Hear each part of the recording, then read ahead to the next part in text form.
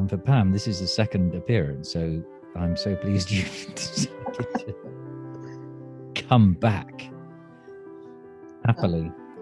You didn't need a great deal of strong arming because our commitment to theatre remains undimmed despite the difficulties of present circumstances, really. So, Pam, let's start with the Bear Pit, if we may, and bring people up to date with, where the Bear Pit is currently and how it is managing to survive.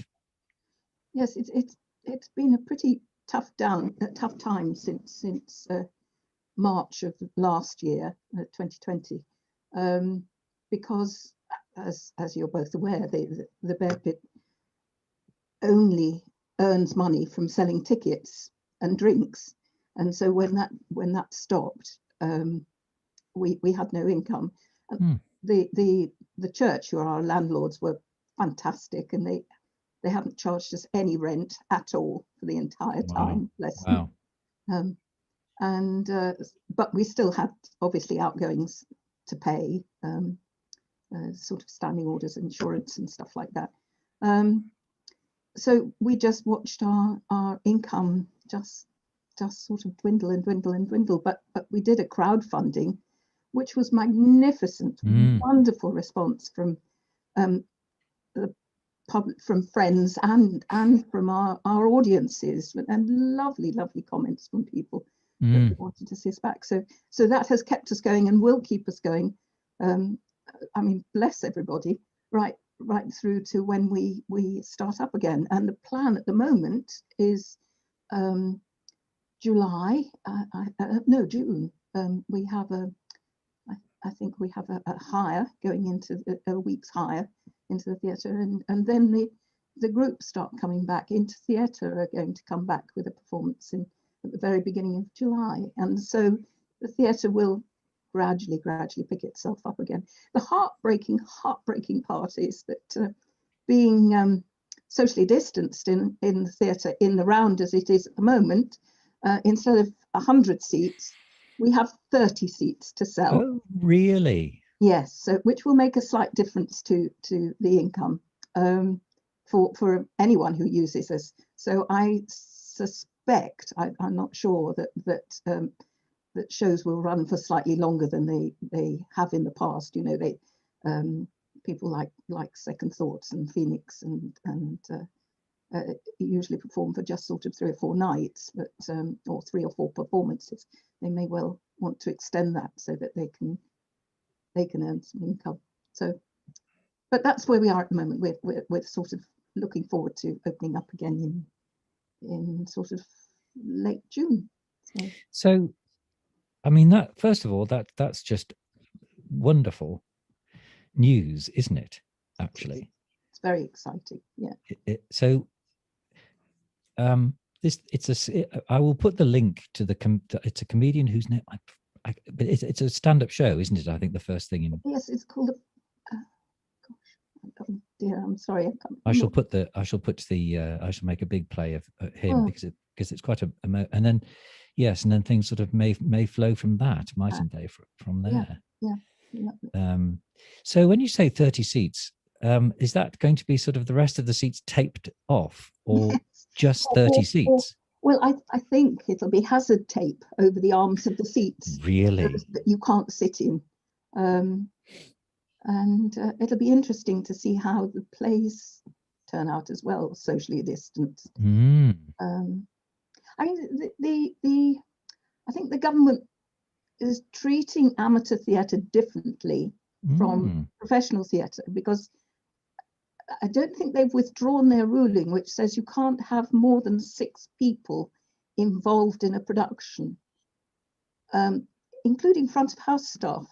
Really? Which makes it a bit difficult to run a show. It's monologues really, then, isn't it? Yes. Maybe maybe you're allowed to have a play if everyone's sort of in a different corner of the theatre. I don't know, but certainly it said to begin with you could only have 6 people involved, with front of house staff and sort of sound and lighting I think because no one in the government has ever been in a theatre backstage, I don't think they know what's involved. But, Perhaps if we called ourselves the Carabao Cup Final, we could have 8,000. I mean, I shouldn't. Try. We could try. If we called ourselves, the Bear Pit Stadium, yes. licensed for ball games, I mean, I can't, it's easy to carp, isn't it? I wouldn't like to be the person making these kinds of decisions across the nation for the various different types of human assemblage that can spread germs. It just seems very sad that professional theatre can run as professional theatre does. Nobody's interfered with that. But for amateur theatres, they seem to think we're absolute, that we won't do things properly. I didn't know it was that way around. So the amateur theatre has been treated more harshly. Yes. Mm. And is there an explainable logic to that? Well, none that I found. Before we had this meeting, I went online to try and find the guidance and the reasoning, but there was no explanation other than this 6-person rule. So, yeah. I mean, one can surmise that they imagine amateur theatre equates with hobbies and doesn't have a status, and professional theatre equates with the West End, which brings in a lot of money, and anything else in between is the kind of no man's land that doesn't really exist, or they're not really sure about. That's a guess. That's a personal opinion, I believe, is the phrase. A personal opinion. Well, we're all speaking in a personal capacity. We are, yes. Yes, I have no other. So, but I suppose if you were, if you think of amateur theatre as a village hall or something, then yes, I suppose you might, which is with a small stage and things, you might worry about people crowding together too much. But yeah, it's. So I don't know. Anyway, the Criterion Theatre in Coventry put on a socially distanced production. Did they? Last year. I can't remember what it was. It obviously wasn't during lockdown. It was one of in those brief interregnum periods. But they did as you've just suggested. Well, actually, no, they set the seats out with physical barriers, wooden barriers in between each one, and you had to keep a certain distance and so on. And indeed, they reduced their audience capacity by about 60% or something like that. But they did it.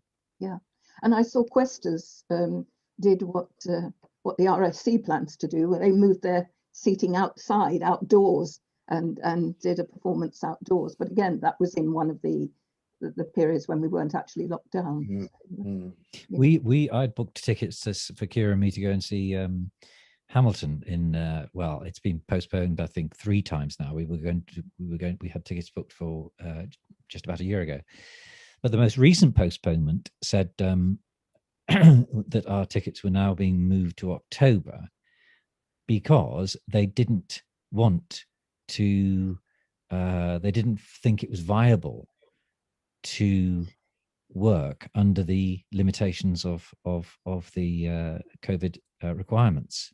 So it would seem that they and their group are rather hoping that by October it'll be completely open. Well, that would be good, wouldn't it? So that's what interested me about what you were saying about professional theatre being different to amateur, because So, well, I mean, it's all a little bit confusing unless you, I suppose, do the legwork. I suppose it is all kind of out there in hashtag COVID on a .gov website, as you say. Yes. Yeah. Do you know, Nick, about professional theatre? Are they? No, I don't. I don't know. As I say, that was my personal guess. What I said just now. No. Well, this is going out in May, so which bizarrely is Saturday. You may be free, Minister, by then. Yes. Yes. Well, now that is all very interesting, isn't it? But I think it's I'm of an age now where I think being upbeat is jolly important for one's health. So, not that it ever wasn't really. it is happening quicker than I thought it would, that we're beginning to have these sorts of relatively optimistic conversations. And I have to say, there was a time when it looked likely that some theatres, including the Bear Pit, might not survive it. Absolutely, yeah. Well, that was certainly what we were thinking. Not having a sort of a group of actors, not being a sort of a permanent group of actors that we could call on to do. I don't know, to do anything. Yes, we just thought we'd have to close. It's I'm so glad that we haven't yet. So physically, you've been ticking it over. You and others, Ginny and others, have been sort of keeping the infrastructure legally. Legally, I must say, we've been in there. Yes, we've been improving things backstage and getting on with sort of, you know, titivating and sorting out the wardrobe and things like that. So getting it ready for whenever we were allowed to open properly again. So yes, we've in the background we've kept ourselves busy, and hopefully so when people come back, they'll find it new and improved. So, well, I think that applies to the Loft and the Criterion, which are the other two sort of, if you like, big amateur companies around here. They've been doing quite a lot of work, as indeed have a lot of businesses of other kinds that have been shut down, obviously. You know. Yes. So you know, it has presented some opportunities, I suppose. If you it really is a golden opportunity, to get on and do things. Yes. It has, and well, we shall see, won't we? Really, whether, you know, one hopes, of course, that people will flock and seize the opportunity. This is the other question, isn't it? Given that many people who go to the theatre tend to be older, and they may well be a little bit more cautious, but we don't know yet. But so in fact, a sort of a reduced seating capacity may still give you full, if smaller, houses, perhaps. Yeah. You know, places like Coventry with the Criterion are in a different situation. They attract a younger audience, and they've got younger people on stage. But well, we shall see. On the other hand, us oldies, we've all had our second jabs. All had, yeah. We'll have our little passports. We will. I've got mine next week. Yes, it's. Pam's too young to have had her first. I think is what you mean, Nick. Oh, you flatter. I do. You meant you and me, the older gentleman in this call. Yes. So is it the case then that, because I went on the website the other day about it, and I don't want to sound obsessed, but I am. It is the most beautiful theatre I have ever stepped in my entire life, in all kinds of ways, as I was raving about last time. You know, in terms of not just its intimacy and its physical shape, but its actual, you know, its organization and its the way it runs and the relationships between people and so on are just remarkable, I think. So are people able to, so I went on the website, are people able to book then for June? I don't think it's, I'm sure it will be up and running soon, but I'm not that involved at the moment, so I'm not sure, but we'll have the usual ticketing process. So yes, the usual. So that will be as normal. Yeah.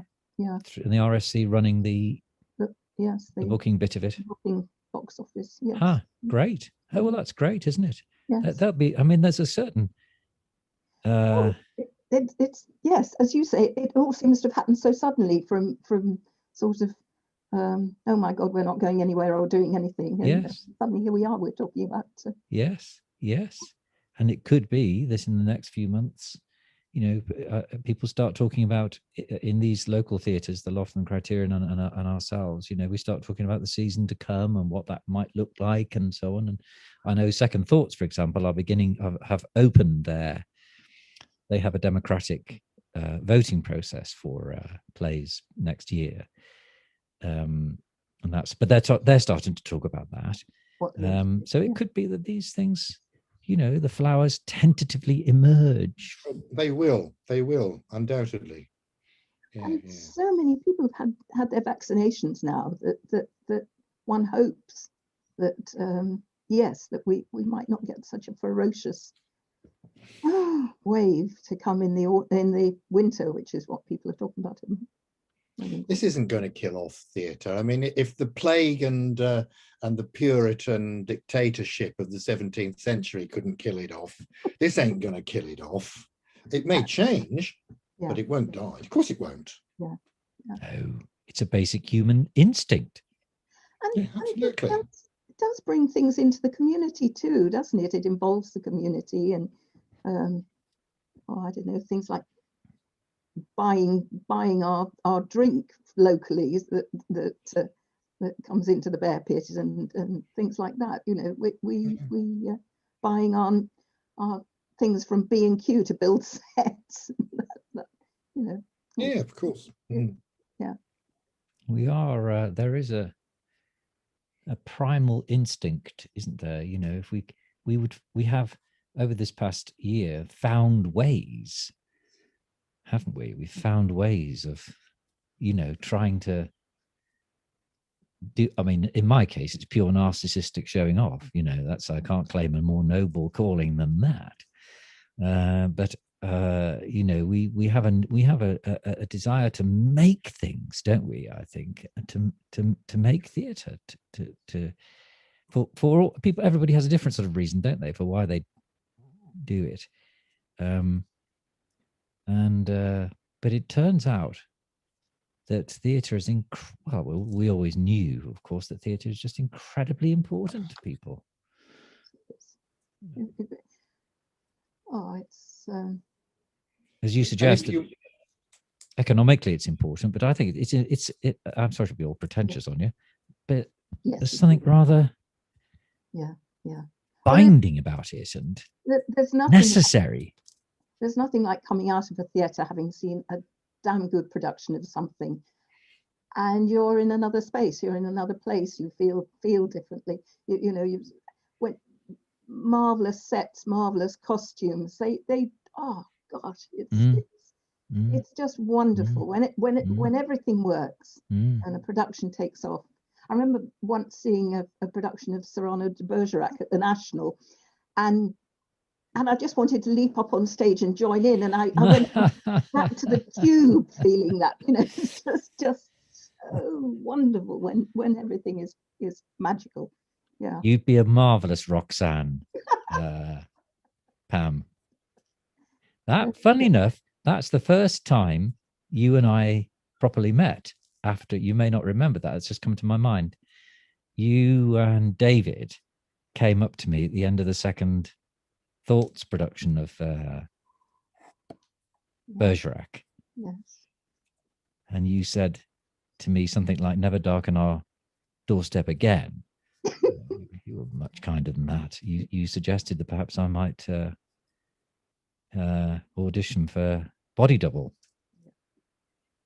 having not been put off by my performance as a evil, I can't remember his name now. But anyway, yes. So yes, but it is a. So Nick, have you been not able to? Presumably, you've not been able to review anything over the course of the past year. Very little. Some, I mean, Heartbreak have done some productions, open air and online. Incidentally, their national tour is starting again very quickly. They do all their work outdoors. So they're definitely not a company you can keep down. They're always, full of energy and enterprise and good theatre too. They've done some online stuff. The Criterion have done one or two online and some audio. They're getting into audio drama in quite a serious way, which is very good. They've got the technology, they've got the skills, they've got the actors and so on and so forth, and it's excellent in my view that they're doing that. And the last production that they did the name of which I can't remember, because I'm That's a like that. sign of how good it was, because it titles escape one if the Indeed. show is so good. Because I couldn't remember the character I was playing just now, because it just didn't matter. The names don't matter. The names don't matter. Absolutely, they don't know. I think, but that was absolutely a first-class production, worthy of Radio 3. Wow. Absolutely worthy of Radio 3. Wow. And so I think one of the consequences of lockdown, as you've just sort of hinted at earlier, is that it has promoted other forms of theatre. There is no necessity for theatre to only be done on stage, live on stage. And there are other forms which stretch actors' capabilities and provide entertainment and illumination and what have you just as much.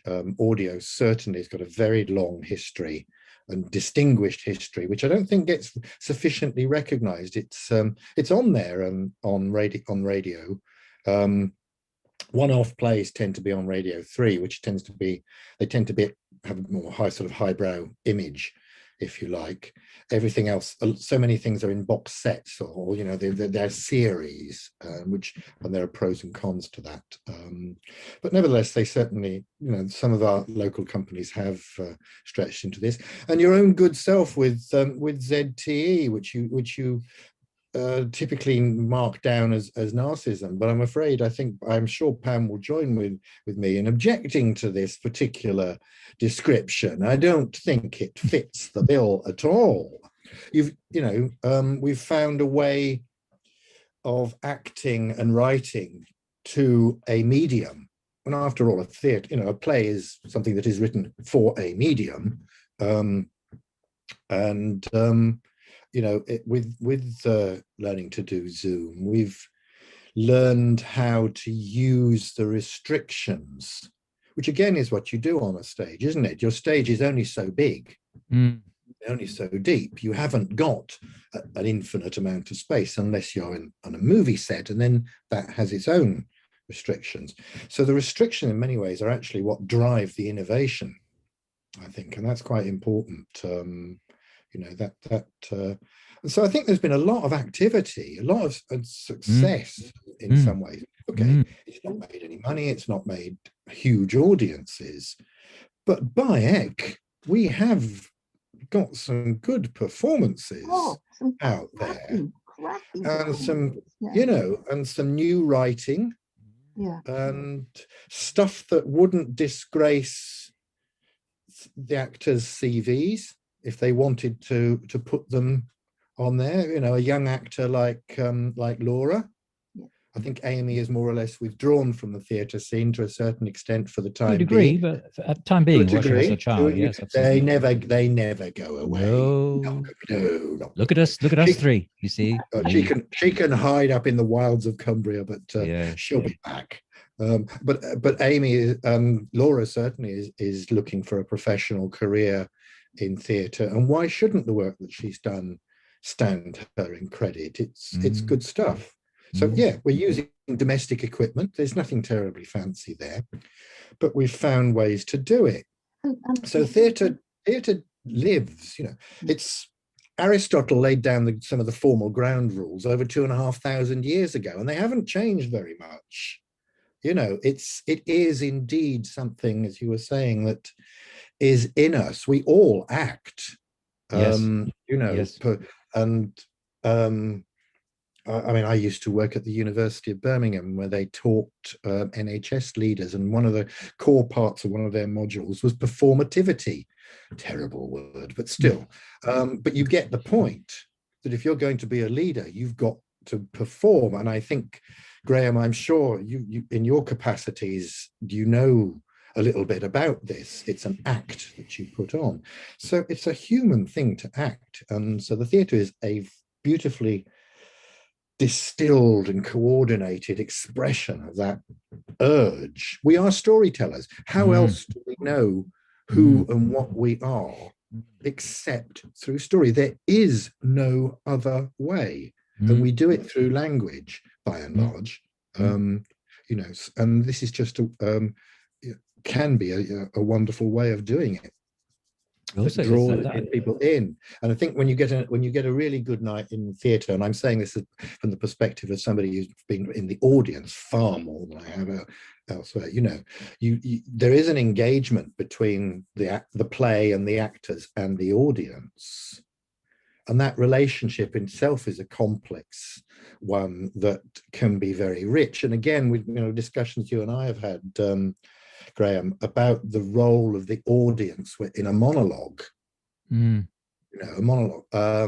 What you need to get them to do something, to believe that they're doing something, not just passively watching. Again, these are evolutions. These are flowers there's no reason to think that just because the theatres open up, that these things should go by the by. They're not second-rate theatre. Yeah. I think that's very important. Some of the things we've produced have been first-rate theatre. Okay, we could use that as a 3-hour, 5-act play, but so what? No, there's a thought. Oh Christ, no. We could use that as a kind of we could use that as a marketing line under ZTE Media, not just second-rate theatre.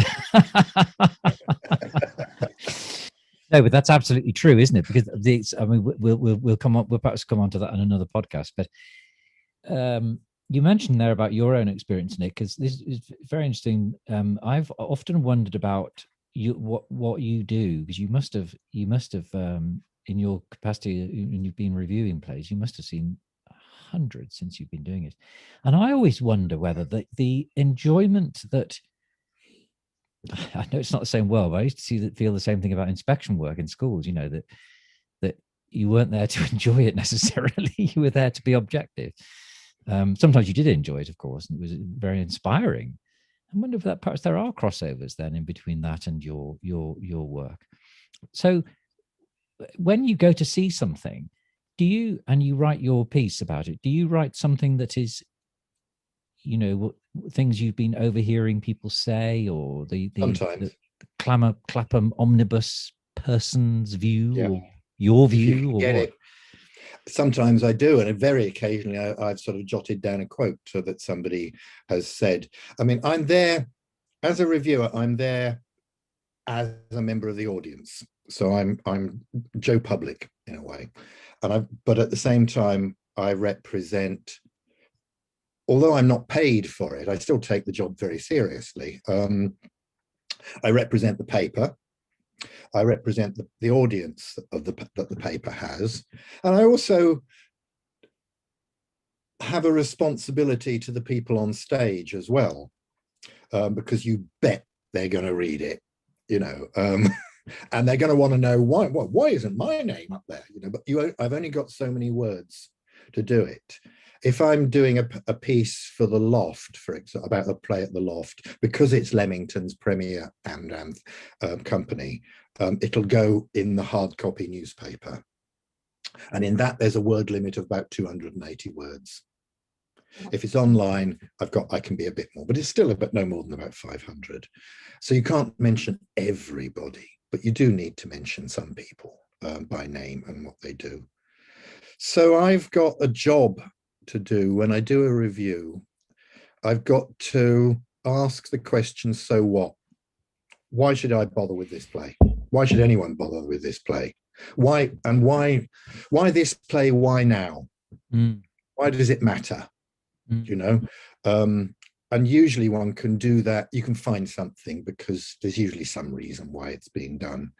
Not necessarily direct sort of heavy propaganda, but it'll fit in with the zeitgeist in some way. You've got to tell people what the play is about very briefly, and why you think they should or should not come and see it. My job, because it's a local paper, is not to sort of create a great sort of egotistic role for myself. So I very rarely write a review that is negative or heavily negative. You can qualify. There is never always usually something but so it's not my job to sort of make an image for myself by putting other people down, and that wouldn't work anyway. So you tend to try to look for the positives, but without without sort of sugarcoating anything. And yeah, and again, we're talking about we mentioned earlier, the restrictions can actually be what give you the platform, if you like, or the energy, and having a small number of words in which to get across a lot of messages actually sort of drives the innovation, I think, in a decent review. And it should be, at the end of the day, also be a little piece of writing that's worth reading in itself, you know. So it's not enough to just say, you know, Pam played this and Graham played that, and, you know, the audience loved it. That's fine, but it's not enough. So yeah, you've got to do a lot of things. But I represent the public in many ways, especially as I'm not paid. But see, so I didn't know that. That's interesting.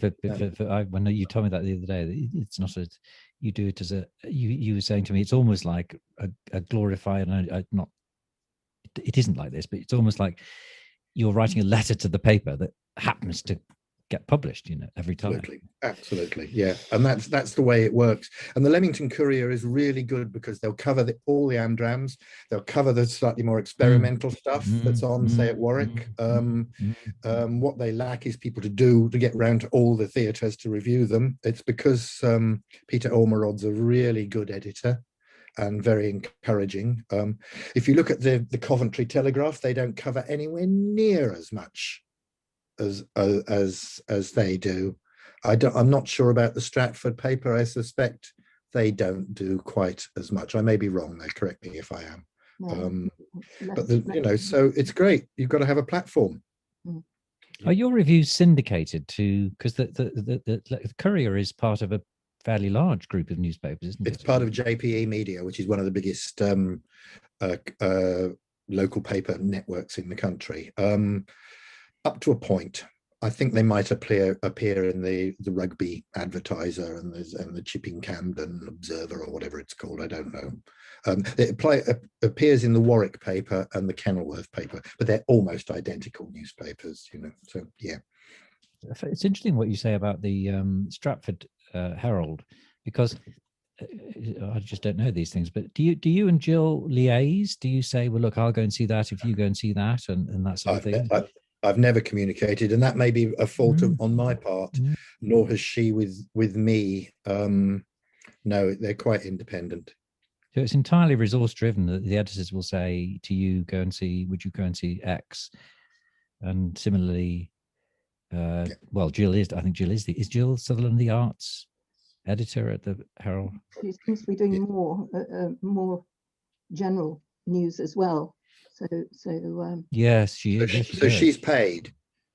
Yes, she is. She gave our Polish project a huge coverage, and we were so delighted about that. But so you, but you come over and see Stratford Place, don't you? I think, and you're not. How wide is your region then? Do you go?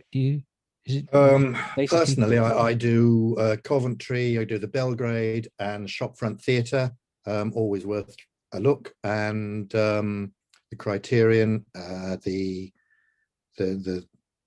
Loft. I don't think there's anything else in Heartbreak and the Bear Pit, and say, you know, the more or less, well, the Bear Pit is where most of the companies perform.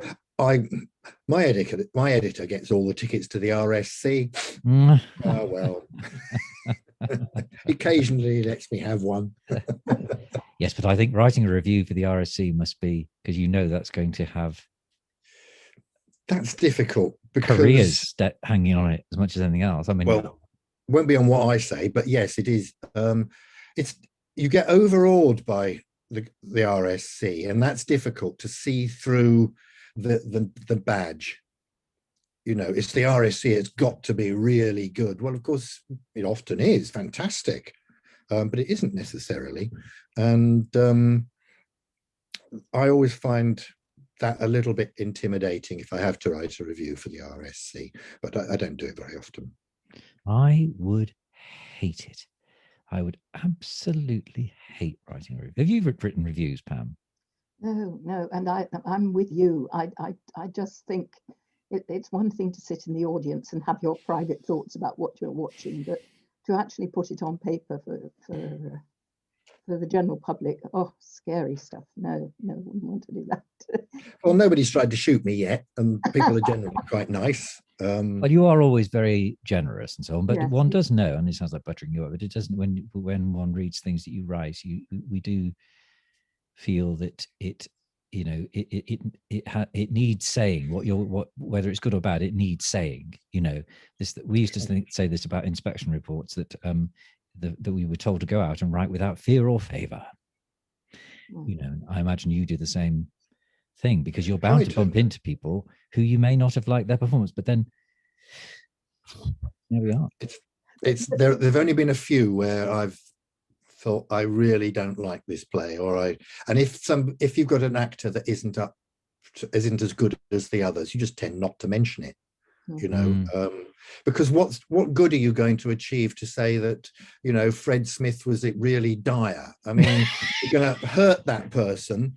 You're going to what are the public going to gain from that?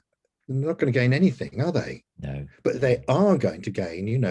Graham Tyra was absolutely mesmerizing as Mephistopheles or something like that. There's a thought. Well, I'm surprised you haven't thought of it already. And so on and so forth. Now that's worth saying. Yeah. And it's of interest to a general audience too. You can't be too specific, can you? No. You've got to appeal to the public.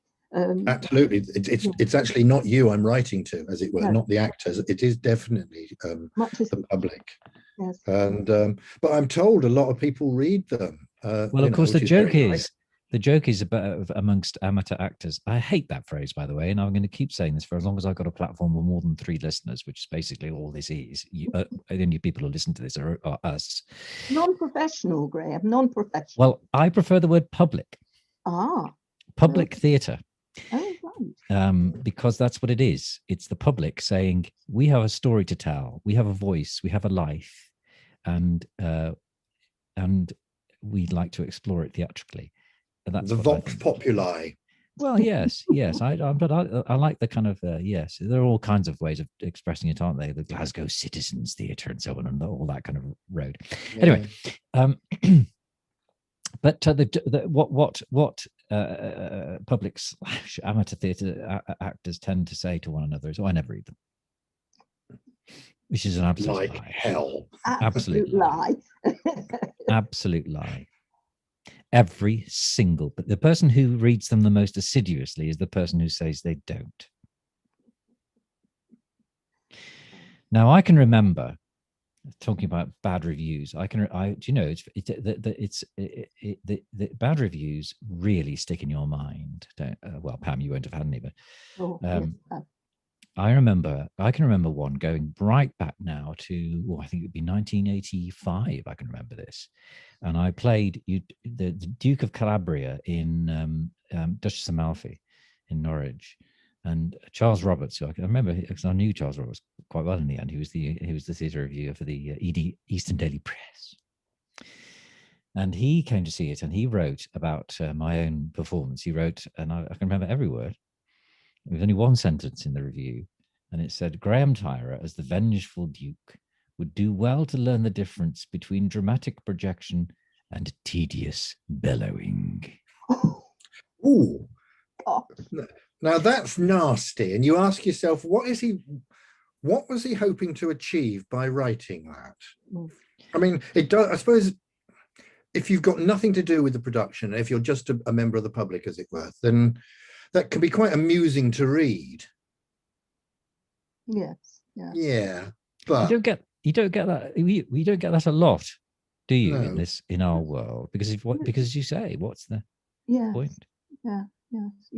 You tend to get it in sort of the papers where reviewers are writing for national plays and things like that. Yes, you do. They want to be seen and want to be clever, or they want to be quoted, which is yes. So yes, they do. Yeah. Well, pro theatre reviews can be absolutely devastating, can't they? And famously, they can close or keep a show open. Just trying to put some gems, but no. But it is a funny old thing, isn't it? You know, when one was younger, I suppose one was much more insecure, I suppose, you know, and you take these things much more seriously than you should. But even so, if it's got right, you know, and well, again, I hasten to. It sounds like buttering you and Jill up, but yours and the Heralds generally get them pretty right, in the sense that this thing about you're not reading a press release parroted back to you by the reviewer, because what's the point of that? Yes, there's this lovely phrase again. We used to go by as an inspection. We'd have to say to ourselves, before we wrote anything down or before we said anything, we'd say to ourselves, does this need to be said? Does this need to be said now? And does this need to be said by me? Yeah, fair points. Absolutely. Fair points. Yes. Yeah. But we pin yours up, you know, Nick. Yours get because it is very encouraging. If it's, you know, it's encouraging if people have written something nice about a show that's an awful, and most shows have got an awful lot of work gone into them, whatever quality. Yeah. We pin sometimes we pin yours up backstage, don't we, Pam? Just to encourage people. We do. Yeah. Yeah. Okay. All right. I'll bear that in mind in future. Did you not know that? No, of course I didn't. They go on the general notice board. Yes. Yeah. They're on the notice board, you see. Yeah. And there's a interesting. I don't know whether you want to know this or not, Nick, but there is a sort of, well, let's use a theatrical word, a sort of frisson. There's a frisson when Nick's in. Oh yes. Oh, definitely. Really? Or Jill or whoever. Yes, absolutely. Oh yes. I think that. Well, there's you don't amateur companies don't normally hold press nights, do they? But I mean, the Belgrade regularly it always has a press night. So I expect that you know, I imagine performing to press night must be slightly different from other nights. And very often it's early on in the run. Yes. Yes. Isn't it? It always seems cruelly unfair to me. Well, yeah, yes. Though I guess a production doesn't necessarily improve with use, as it were. Maybe it does. Maybe they usually do. Yeah. But yes, I think some productions have huge runs. I'm just thinking of the pantomime down at Chipping Camden. Do you know? Have you ever been to that? No. Is it Chipping Camden or Chipping Norton? Chipping Norton. Yes. I've been to theirs. Yes. But that runs from sort of beginning of November to the end of January, and it's two shows a night every bloody day. Wow. And it's really top. 8 people in the 8 people in the show too. I always wonder how they manage it. God, the energy, and they are good, and they make all their money from that one production. But it's professional. It's pro and am, because they'll often use local children in it as well. But yes, so I don't know how a show at the end of the run looks compared to a show at the beginning, but it's always really good stuff. Well, that gets written up in the national papers. Yeah, that's right. Well, and I think the Bear Pit should, frankly, because there have been moments. Do you know what the best play I've ever seen is? I think. I wasn't going to ask you that. In mind. That was at Playbox Theatre. You know Playbox? Oh, I do. My daughter goes to it. Yes. The Playbox, when they are on form, by God, they are good. Emily Quash is just and her husband or partner Toby, yeah, absolute geniuses. Yeah. They what they do. Well, they've got wonderful resources. That huge area that they play with, the lights and the sound that they use, and those enormous casts. So what's the show then, Nick? It was quite the opposite, actually. It was a two-hander called Stockholm. Oh. And I can't remember who it was by, but it involved 2 of their older actors, a male and female actor, and it was Stockholm, as in Stockholm Syndrome, and it concerned a relationship, a marriage, a relationship, who was manipulating who, and it just twisted. And for the stage, they had nothing. It was bare stage with chalk lines for the for the house, for the rooms, which Okay. which get gradually eroding. But the performances were so bloody good, Yeah. and it was tiny, Inspiring. and you were so close to that atmosphere. Mm. But I hope they've gone on to good careers, because they bloody deserved it. Mm. A lot of them have, of Many course, of their haven't they? things are good. A lot of a girl went on to act in Game of Thrones and big West End productions they they've do. gone on to, haven't they?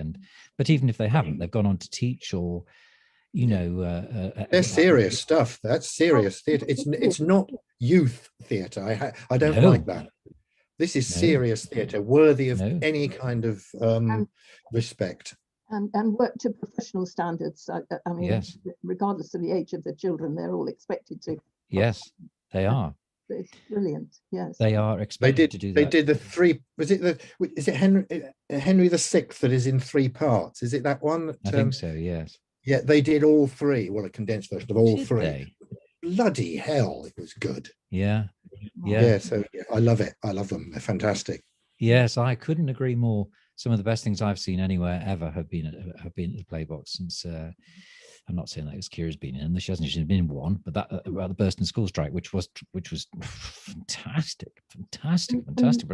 But they all are. I come out of all of them thinking, wow. But many of their children get chosen for the RSC for parts when they need children, don't Yes. they? So Yes. which is an They indication. I think they hothouse them. It's not part of the school which the theatre adjoins to, I believe. So they look as if they've got plenty of money. Yeah. And to be honest, most of their kids they come from pretty well-off backgrounds. It's very obvious and very serious. Whether that's true, Nick. I said most. This is the only shirt I've got, the one I'm wearing. We've noticed. On Monday, I turn it round to the front, and on the following Friday, I turn it round to the back. Give it a sponge down with a wet wipe. No, you've got wet wipes by it, lad. Well, you shouldn't, should you? Greta Thunberg would.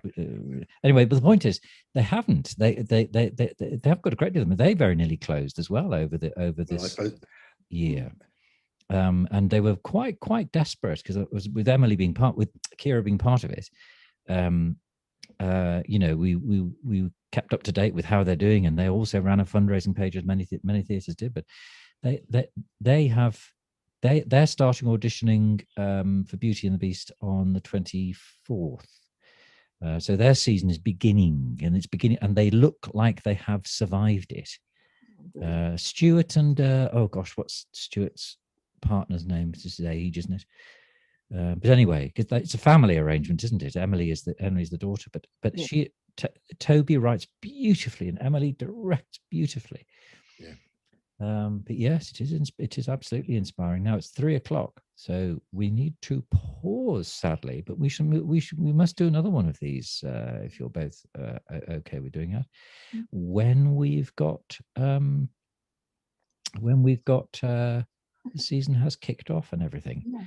Now, what do we need to say as we begin to finish? What's coming up that we need to highlight for both members of my audience? We've mentioned what's coming up with the Bear Pit. Is there a second thoughts? Is the second thoughts thing in August? That's right. At the Playhouse, which is the Shakespeare Review piece. Other than that, we've mentioned the Bear Pit has got a show booked in, an external performer. Yes, and Into Theatre, whom I love very much. They've got a show coming up as well. Who's that? Sorry, Pam. Into Theatre, theatre for people with special needs. And they've booked the Bear Pit a few times, haven't they? Yes, and they've got a show on the first week of July, I believe. So won't it be lovely to be in there, ushering and being on the door and handing the tickets out, and I've missed that as much as I miss being on stage. Yes, it's the camaraderie, isn't it? Isn't it? Yeah. Tremendous group of people, and we've had some sad losses, of course, in people we know, and it's not over yet. Of course, I don't want to sound too kind of ebullient about it all. Sound like Matt Hancock, for Lord's sake. Steady on. The Minister is partly based upon him, I have to say. Him and Oliver Dowding. Oh, God, excuses for politicians. They really are. I'll cut that bit out, obviously. Right. So there we are. So Pam, we're Bear Pit's up and about to tentatively get to its fawn-like legs. And now you don't feel you must commit to this, but you're going to carry on performing our Zoom pieces, aren't you? I think. Yes, I'd love to do that. I mean, that's a whole other story, but I must say, for me, that's been a whole revolution. No, I don't mean revolution. Revelation.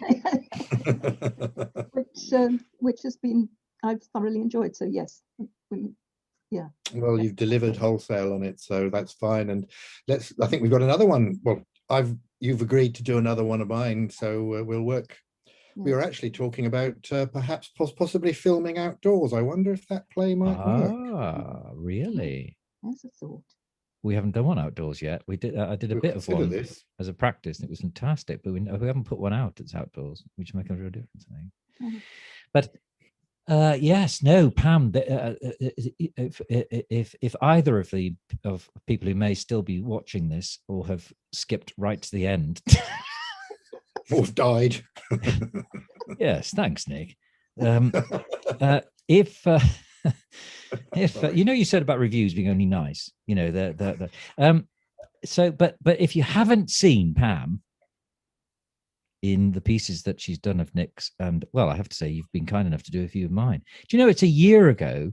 Because when we talk about, because we're gonna meet on the 9th of May, to talk about the New Lease of Life thing that Nick has written, and a year ago, that was when we had the Zoom reading of one of the plays that I'd written. It seems like about 58 years ago, didn't it? But it will go well. I'd like to do a separate pod about what Zoom theatre and so on, because I do think there's a way in which that is going to really supplement. Well, whatever. It's become another color on the palette. It's become another. So many groups seem to have used it so successfully. They really have readings and for performancing for months. They really have. The Open Space Theatre in London that I've got to know through Zoom. Actually, they have some really groundbreaking uses of film and so on, which one hopes will remain. But as you say, there's a lot of it about. Now I must go and pick up my daughter from school, so of course.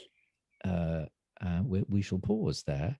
But Nick and Pam, thank you so much for being. Thank you. Well, thank you for inviting us. We owe you a lot, actually, Graham. In all seriousness, leaving aside your modesty and all that kind of stuff, in all seriousness, we do owe you a lot for doing this. Yes, so, for your perseverance and drive. Yeah, indeed.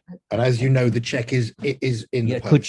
Could you, if you could just give me your bank details, Nick, that'll be fine. I'll take it from there. Just a sort code. Okay, and, I won't make them public. It'll be just you and me. If you could, yes, lovely. All right, good. Namaste. Have a lovely day, and we shall Zoom again soon to make more theatre. Indeed. All right. Ta-ra, bit. Cheers. Bye bye.